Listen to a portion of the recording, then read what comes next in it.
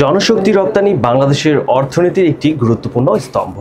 প্রবাসী আয়ের মাধ্যমে আমরা দেশের অর্থনীতিকে শক্তিশালী করেছি, কিন্তু দক্ষতা উন্নয়ন ছাড়া এই সাফল্য কতটা টেকসই? চলুন বাংলাদেশের জনশক্তি রপ্তানির ঐতিহাসিক যাত্রা এবং দক্ষতা উন্নয়নের উদ্যোগ নিয়ে বিশ্লেষণ করি। জনশক্তি রপ্তানির যাত্রা শুরু হয়েছিল স্বাধীনতার পরপরই।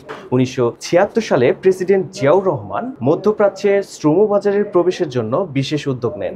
তার শাসনামলে প্রবাসী শ্রমিকদের সংখ্যা উল্লেখযোগ্যভাবে বাড়ে। জেনারেল এরশাদের শাসনামল জনশক্তি রপ্তানির ব্যবস্থাপনার কাঠামোকে আরও শক্তিশালী করতে বাংলাদেশ জনশক্তি কর্মসংস্থান ও প্রশিক্ষণ ব্যুরো বিএমইটি প্রতিষ্ঠা করা হয়। এর মাধ্যমে শ্রমিকদের দক্ষতা উন্নয়নের পাশাপাশি রপ্তানি প্রক্রিয়াও সহজ হয়। মধ্যপ্রাচ্যের বাজার 70 এবং 80-র দশকে সৌদি আরব, কুয়েত, কাতার এবং সংযুক্ত আরব আমিরাতে বাংলাদেশের শ্রমিকদের চাহিদা দ্রুত বাড়তে থাকে।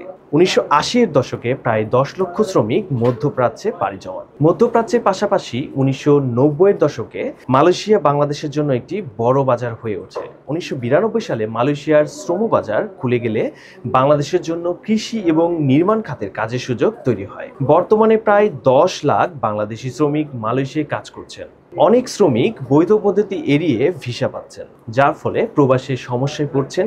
মালয়েশিয়ার উন্নত প্রযুক্তি এবং আধুনিক চাহিদার সঙ্গে খাপ খাওয়ানোর মতো দক্ষতা অনেক শ্রমিকের নেই। বর্তমানে Bangladesh association of international recruiting agency বাইরা এই চ্যালেঞ্জ মোকাবেলার জন্য কাজ করছে। আপনারা কি জানেন বাংলাদেশের জনশক্তি এবং বৃহৎ অংশ এখনো অদক্ষ বা সীমিত দক্ষতা সম্পন্ন? অথচ দক্ষতা এমন একটি শক্তি যা ব্যক্তি জীবনই বদলে দেয় না, পুরো দেশের অর্থনীতিকেও পাল্টে দিতে পারে। জাতীয় দক্ষতা উন্নয়ন কর্তৃপক্ষ বা এনএসডিএ দক্ষ জনশক্তি তৈরির ক্ষেত্রে নেতৃত্ব দিচ্ছে। 2018 সালে প্রতিষ্ঠিত এই সংস্থাটি দেশের প্রশিক্ষণ কার্যক্রমকে আন্তর্জাতিক মানে উন্নীত করার লক্ষ্যে নিয়ে কাজ করছে। আজকের আধুনিক বাংলাদেশ এনএসডিএ প্রধান শিল্পে দক্ষ কর্মী সরবরাহ করছে। বাংলাদেশ জনশক্তি কর্মসংস্থান ও প্রশিক্ষণ ব্যুরো বা বিএমইটি দক্ষতা উন্নয়নের প্রথম সারির প্রতিষ্ঠান। বর্তমানে তাদের অধীনে 64টি টেকনিক্যাল ট্রেনিং সেন্টার প্রতি বছর লক্ষাধিক কর্মী প্রশিক্ষণ নিচ্ছেন। বিএমইটি এর বিশেষ প্রশিক্ষণ প্রোগ্রাম যেমন বিদেশি ভাষার কোর্স কর্মীদের আন্তর্জাতিক শ্রমবাজারে আরও প্রতিযোগিতামূলক করে তুলেছে। এসিআইপি অর্থাৎ skills for employment investment programme একটি যুগান্তকারী উদ্যোগ। 2025 সালের মধ্যে এই প্রকল্পের অধীনে 5 লক্ষ দক্ষ কর্মী তৈরি করার লক্ষ্য নির্ধারণ করা হয়েছে। গার্মেন্টস আইটি এমনকি অ্যাডভান্স মেশিন অপারেশন এসিআইপি এর মতো উদ্যোগ দেশের অর্থনীতিতে নতুন সম্ভাবনার দুয়ার খুলে দিচ্ছে।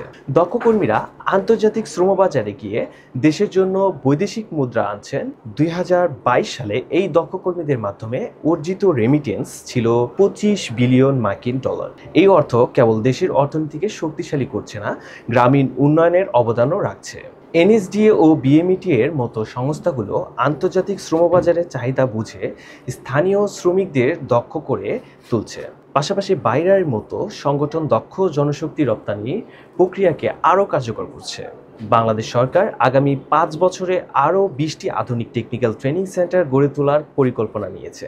এর ফলে দেশীয় শ্রমবাজারের চাহিদা পূরণের পাশাপাশি আমাদের আন্তর্জাতিক শ্রমবাজারেও শক্তিশালী ভূমিকা রাখতে পারবে বলে জানা হয়। দক্ষতা উন্নয়নের এই কার্যক্রম টেকসই উন্নয়ন লক্ষ্য অর্জনের পথেও বড় ভূমিকা রাখতে পারে। দক্ষ বিনিয়োগ মানে একটি দেশের ভবিষ্যৎ ভিত্তি তৈরি করা। দক্ষতা উন্নয়নের এই প্রচেষ্টাগুলো আমাদের দেশের জন্য একটি আশার আলো। দক্ষ জনশক্তি গড়ে তুলতে সরকার, এনএসডিএ, বিএমইটি এবং বাইরায়ের মতো প্রতিটি উদ্যোগ আমাদের অর্থনৈতিক উন্নয়নের গল্পে নতুন অধ্যায় যোগ করছে। বর্তমানে বাংলাদেশে বছরে প্রায় $22 বিলিয়ন রেমিটেন্স অর্জন করে। তবে দক্ষ শ্রমিক বাড়ানোর মাধ্যমে আমরা আগামী 5 বছরে এই সংখ্যা $30 বিলিয়ন নিয়ে যেতে পারি। জাপান, দক্ষিণ কোরিয়া এবং ইউরোপের শ্রমবাজারে সম্প্রসারণ, আরও আধুনিক প্রশিক্ষণ কেন্দ্র গড়ে তোলার সরকারের নতুন নীতিমালা যা বৈধ উপায়ে শ্রমিক প্রেরণে জোর দিচ্ছে। বাংলাদেশের অর্থনৈতিক অগ্রগতিকে প্রবাসী শ্রমিকদের ভূমিকা অনস্বীকার্য, কিন্তু দক্ষতা উন্নয়ন ছাড়া এই অগ্রযাত্রা সম্ভব নয়। দক্ষ জনশক্তি তৈরি, রপ্তানি প্রক্রিয়া সহজ করা এবং আন্তর্জাতিক শ্রমবাজারে নিজেদের অবস্থান সুদৃঢ় করা আমাদের ভবিষ্যৎ। আপনার মতামত জানাতে ভুলবেন না। আমরা একসঙ্গে এই যাত্রাকে আরও সফল করতে পারি। ধন্যবাদ সবাইকে। ভালো থাকুন, সুস্থ থাকুন।